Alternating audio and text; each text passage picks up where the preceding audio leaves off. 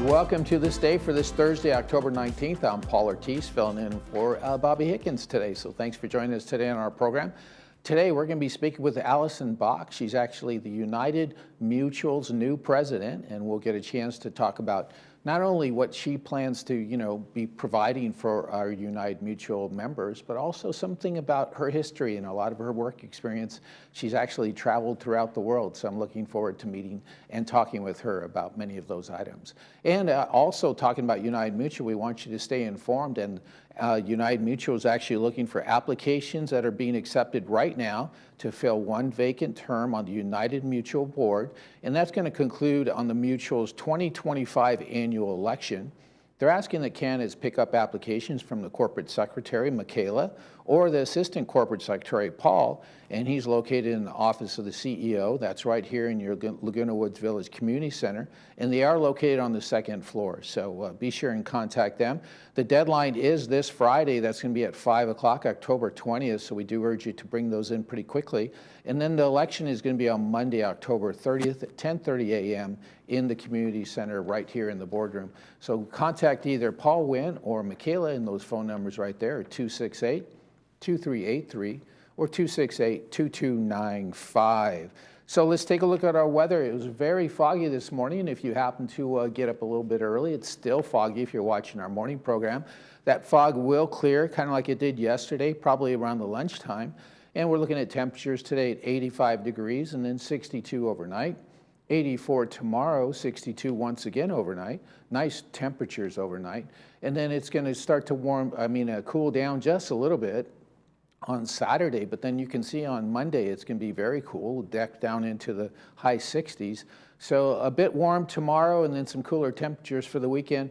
And of course, like we mentioned, some very nice temperatures overnight, which is nice when you're taking late walks or something like that. Let's take a look at our sunrise and sunset. This morning our sunrise was at 6:58 a.m.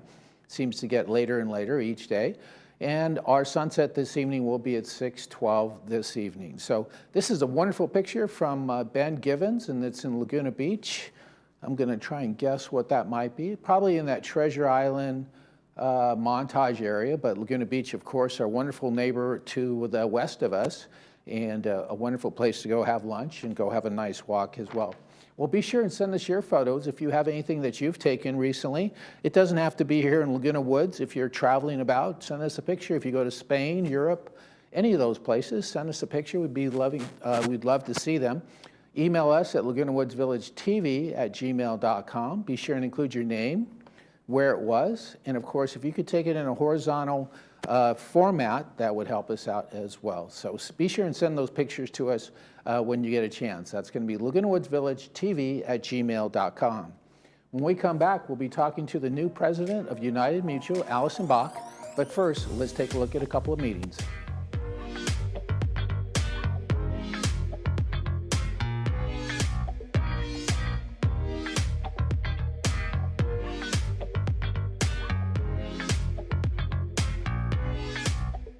Dr. Farhumand and her associates at Brilliant Smile are excited to announce we now feature cone beam computed tomography. CBCT scans have many benefits over traditional x-rays. They are fast, safe, non-invasive, and provide better care to our patients. The 3D images provide an accurate view of teeth, bones, and soft tissue. It allows us to diagnose and treat more effectively. Also, it features modern diagnosing of sleep apnea by checking the airways and obstructions. Get started today. Call Brilliant Smile, Laguna Woods Village favorite dentist.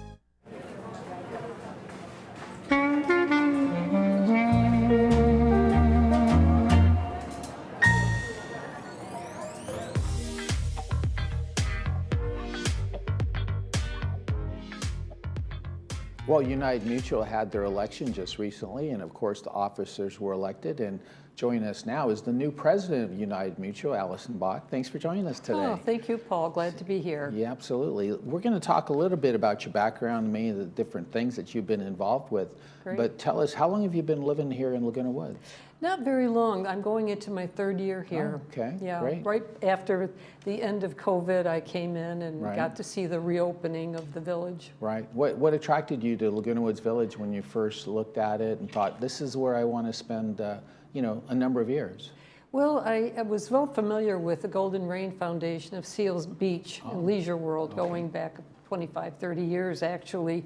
I had been involved in managing some of the funds of the reserve funds as a broker with Merrill Lynch. So I knew Seal Beach Leisure World. I knew it was a good place. The location here, of course, is fantastic. And the value for Orange County, it cannot be beaten. You throw in the amenities and the nice people and the tall trees. Oh, yeah. What's not to love? Yeah, it's beautiful. It's so nice that you actually had experience with Seal Beach, because it's a sister community of Laguna Woods. And so you're very familiar of how the format and the shared concept kind of works out. Absolutely. It's a very different community than Laguna Woods Village, of course. Yeah, I think they have about 6,500 homes there, and then they do have, no one has amenities like you have here in your community. For sure. Yeah. Well, let's talk about your background a little bit. Yeah. Well, when I moved in, I thought to myself, how can I contribute? What can I do? And I think the most important thing is that financial background that I can bring to the table. My experience with Merrill Lynch, with Oppenheimer, Bank of America, Transamerica Life companies is valuable and perhaps not a background that everybody would have. I also have extensive experience and relevant experience with condo and co-op boards in other places. In New York, I was president of the board of my co-op, the Upper West Side of Manhattan, which had its own joys. And then in Florida, I was also a president of my condo board there in a waterfront property. So every year we had, of course, our hurricane season and aging infrastructure and lots of challenges there. How different is it to be a president of an HOA in different states? Here everybody talks about Robert's Rules and the Davis-Sterling Act and things like that. Is that effective throughout the country or just in California? Well, of course, the corporate rules are state-driven, and Davis-Sterling is, I think, unique to California. But our corporate attorney made the observation recently that there are 3 states that contribute the most to housing regulations and rules and laws, and those are California, New York, and Florida. So I've had experience in all 3, and I just have to learn the nuances. Exactly. Yeah, wow. here. Well, that's great experience. Yeah, And it you is. also have worked with nonprofits as well. Yes, lots of work with nonprofits, and again, being able to contribute something of value and relevance to those nonprofits in the financial area. I'm a Cornell University alumna, so I have been privileged to serve on President's Council of Cornell Women for about 20 years. When I was living in New York, I worked with Carnegie Hall, and in Florida with Jacksonville Zoo and Gardens. How'd you go from music to the zoo? Kind of the same thing? Yeah, well, again, money. Money unites us all, doesn't That's it? true. Yes, it does. And then I had a wonderful experience with the Clinton Global Initiative in New York City. Wow. So, It's quite an experience.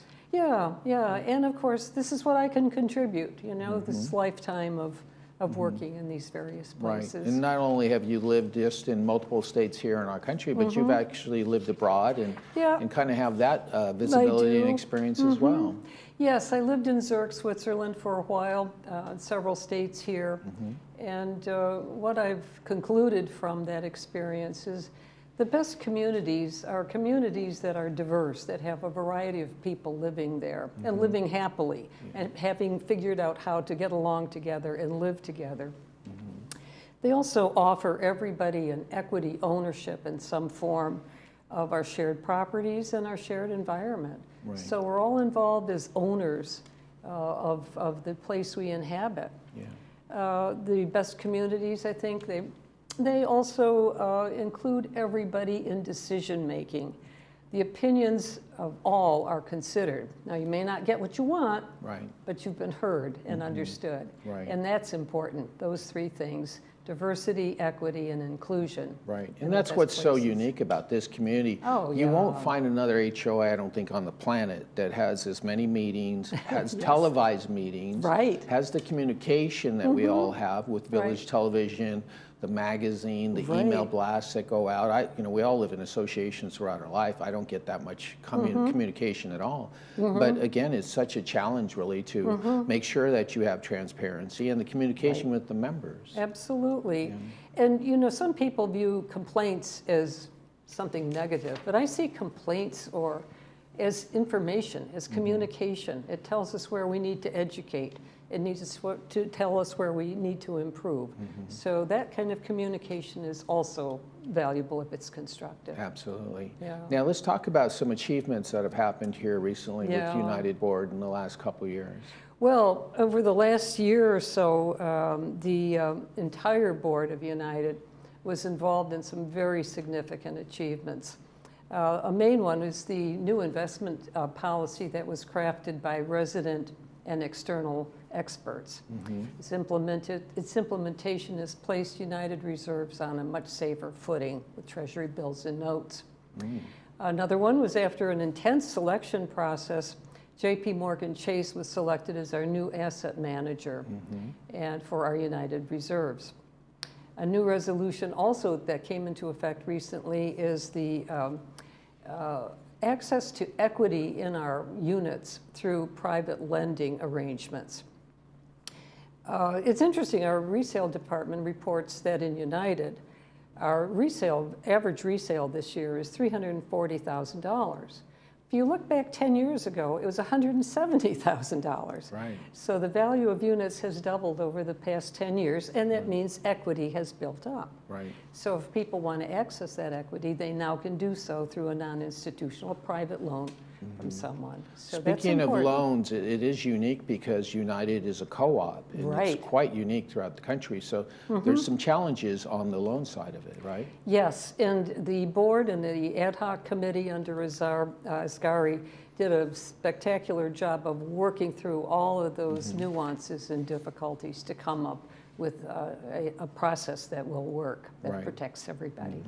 And of course, you always need insurance for these new homes. Oh my gosh, yes indeed, co-ops. yes indeed. And insurance has been a challenge. Again, one that the board last year met, I think, admirably by contracting with a new broker, USI, a new insurance broker. And USI has obtained property insurance for us. It's not cheap. Obviously, there have been tremendous challenges in the insurance market. We hear about it all the time, both with our HO6 policies as well as our big property insurance policies. So, And a lot of it is reflected because of what you just mentioned. You know, property values in Right. southern Orange County, like you said, 10 years ago, it was Right. 170. Now it's Right. twice that. Yeah. So their value and the cost of reconstruction of that property is going to be obviously quite a bit higher. Yeah. And so, of course, your premiums will reflect that. So that's a challenge. Oh, yes. It's good news and bad news. Yes, it is, right? exactly. Yeah, the value of United, the entirety of United is $1.6 billion this year. 1.6 billion. Right. This is an important piece of property. Absolutely. Yeah, Well, yeah. we want to continue to make sure it meets the standards and the beauty that this community Right. desires. And to that brings up budget. We did Okay. pass the 2024 budget, and fortunately, the line was held. There will be a 4% increase, but only 4%, so it could have been a lot worse. That will amount to $19.76 per man or per month. That's just for the United portion.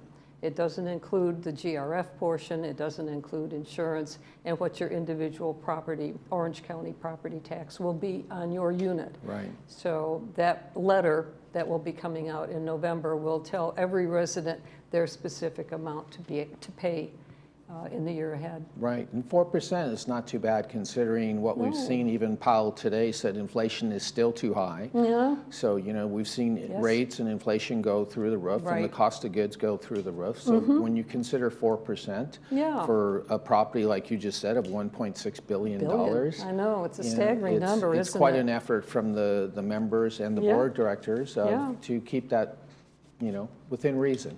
Well, it was nice to be part of that team that worked on the budget. It was the effort of many, many people, many meetings, as you know, Paul. You've seen this go on for years now. The budget rodeo, as I call it. Right, yeah. When you talk to other people and you start telling them, I have a budget meeting for in May for the following year, they're like, wow, you go through quite a number of versions, but it's, Yeah. it's very good and very good work. And of course, it's very important to our community because we want to try and make sure that we have cost savings and that we're providing the service that our community deserves. Yeah, that's really the ongoing theme and the challenge looking at the future. And that is to maintain standards, to maintain our buildings.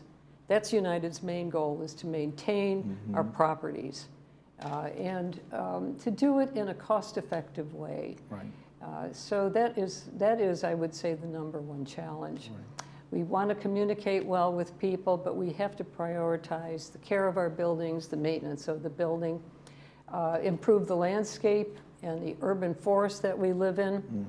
It is remarkable urban forest, and we should really treasure it. The thing about it, landscaping is that it's dynamic and organic. It's living and it grows.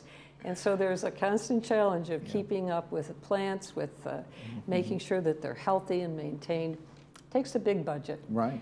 Another thing that we have to always bear in mind is this business of balancing cost and the maintenance requirements, the standards. And we have to also invest not just in today's maintenance, but in tomorrow's infrastructure and tomorrow's requirements in the village. So that's the issue. When you've got 60-year-old buildings, almost 60, some of them are of course, in better condition than others, but they've all got to be maintained to the quality that people expect, and we've got to do it while controlling cost. I think another important aspect is that we have to make sure we're getting our money's worth from GRF and from VMS. So that's the job of the board, to coordinate all those things. It's a challenge, and I'm glad I can contribute. Yeah, well, we're glad you're on board, and it's been a Paul. pleasure to talk to you. And as you just mentioned, the community will be 60 years old next year. Right, pretty remarkable. And it's remarkable that the structures and everything like that need to be maintained, and people like yourself on the board of directors will make sure that you represent the members of your co-op. So thanks so much for joining us today. Thank you all you, meet on Paul. the second Tuesday of each month. Yes, we do, And open meeting. You have an open meeting, and that's actually broadcast live right here on Village Yes. Television. And if you need to go to, say you missed it on Village Television, you can always go to our YouTube channel and look at Village Television, and you would find the United board, and you could watch all the meetings that we have throughout the year. So just in case you miss it, we can always have it brought to you on a YouTube channel as well. Once again, thank you so much for joining us today on the program. Best of luck in 2023 and the rest of and the rest of next year as well. Yeah, thank you, Paul. Thank you. And that's Allison Bach. She's your new president of United Mutual Board. And I'm Paul Ortiz, and we're going to be back with more of our program a little bit after this break, so don't go anywhere.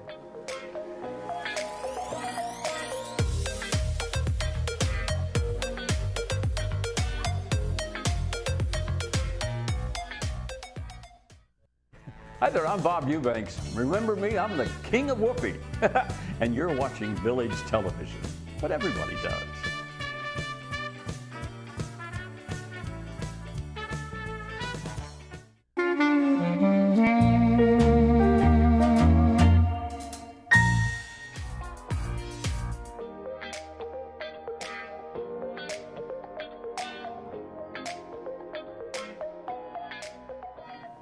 I want to welcome Mike Gaskins from the El Toro Water District to the program. Welcome back, Mike.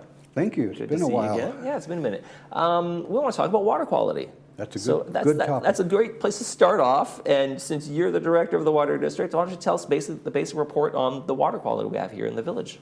Right. Well, that was my kind of intent. And, water How are we doing? is such an important.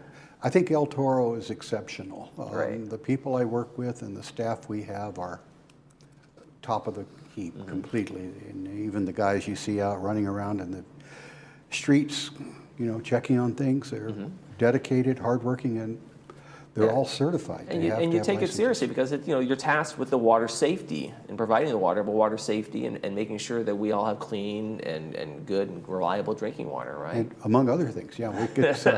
Well, the irony of the whole water industry as a whole is we build all this infrastructure to capture and bring to you and deliver and give you water, make sure it's safe to drink, and then we tell you not to buy it. and then we have to figure out how to pay for it. Yeah. Right. But it's all a challenge, but the most important thing is the water quality by far. And so there are government standards for everything. Some items, the new PFAs, PFOs, are measured in parts per trillion, Okay. which is ridiculously small. So what would you say is one of the biggest challenges that we have in this area in terms of keeping the water quality to the levels that it needs to be? Because we import a lot of our water, so we have multiple sources coming in. It's not like we're taking it from one spring or something like other districts in the country may have an advantage there. And it's cheaper that way. Yeah, it certainly is, right? It is. El Toro is completely dependent on imported water, and we get water from the Metropolitan Water District on the big side. We are in partnership on a treatment plant not too far from here with Irvine and Moulton Nigel called the Baker Treatment Plant, and the water we deliver is treated either in Mission Viejo, but you've got the slides on the thing showing the pipes coming up, pumping up from Colorado, where the water flows by gravity almost all the way to Riverside from this. And then you've got the State Water Project. If you've driven up I-5, you've seen much of that.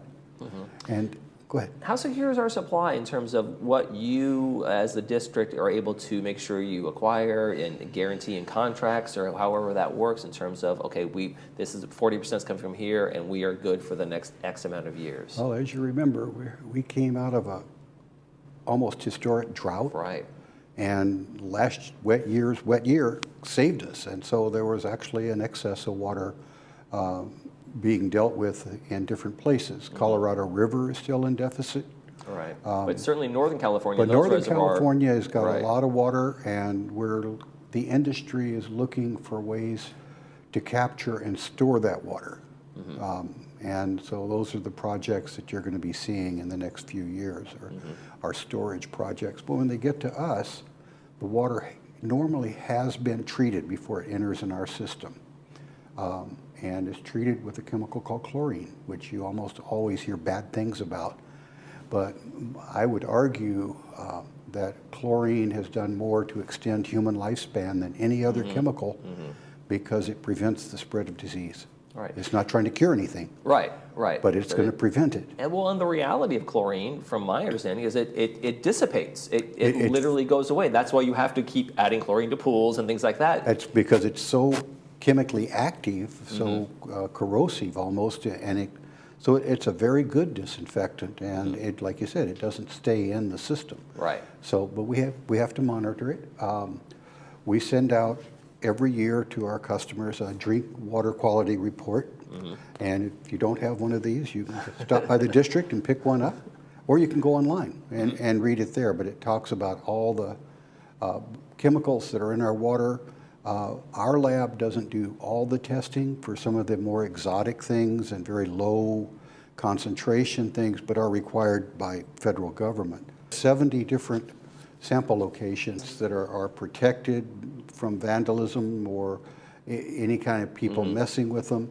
And they also give us continuity. And the water flows through the district in different pressure zones. And so these are designated to make sure we capture all the distribution areas. And we have staff out there. Right. And so as a whole, you know what, one of the things I think is always interesting is that the bottled water industry has told us, like, you know, oh gosh, the health benefits of bottled water versus that. But as a whole, as a nation, we have probably one of the best water out of the tap quality in terms of that, you know, from anybody else in the world. Absolutely true. Is there any health risk to drinking water straight from the tap? Absolutely not. And again, we test it more often than the bottled water. The bottled water is put in the bottle. And if you look at the cost, even just a regular bottled water budget, you know, is still costing almost as much as gasoline before gas went crazy. You know, and the only reason to drink bottled water is if you like the taste so much better. There's no health reason. There's nothing else that would be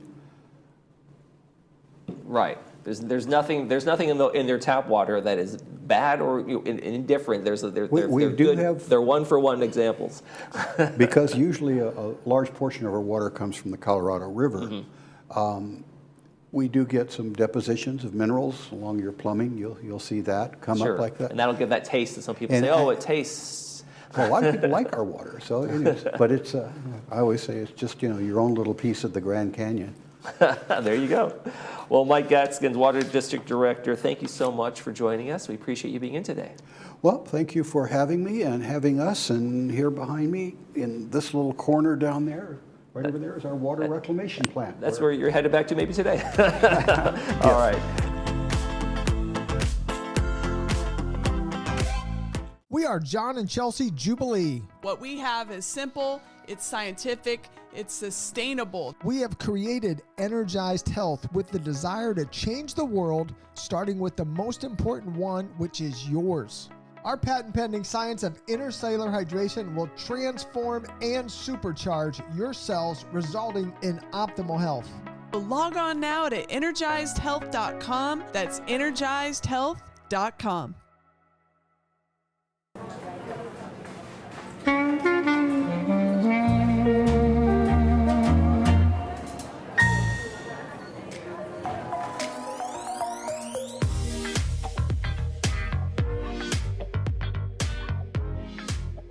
Well, we only have a few tickets left for our Pat Boone concert. That's going to be this weekend on Saturday over there at the Coach House in the beautiful San Juan Capistrano.